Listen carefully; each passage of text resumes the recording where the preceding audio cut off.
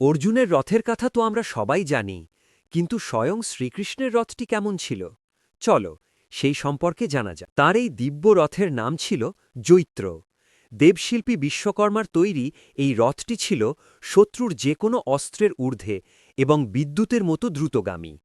আশ্চর্যের বিষয় হল, এই বিশাল রথটি চলত একদম শব্দহীনভাবে, আর একে টেনে নিয়ে চলত 4টি শক্তিশালী দিব্য ঘোড়া। প্রথম ঘোড়া শৈব্য, যার গায়ের রং ধবধবে সাদা। দ্বিতীয় ঘোড়াটি ছিল সুগ্রীব, সোনার মতো উজ্জ্বল হলুদ। তৃতীয় ঘোড়া মেঘপুষ্প, মেঘের মতো ধূসর। আর চতুর্থ ঘোড়াটি বলাহক, যার কালচে বর্ণ। এই ঘোড়াগুলো ছিল অত্যন্ত বুদ্ধিমান, যারা শ্রীকৃষ্ণের প্রতিটি চোখের পলক এবং সংকেত অনায়াসেই বুঝতে পারত। কৃষ্ণের এই 4 ঘোড়ার মধ্যে কোন নামটি আপনার সবচেয়ে ভালো লাগল? কমেন্টে জানান।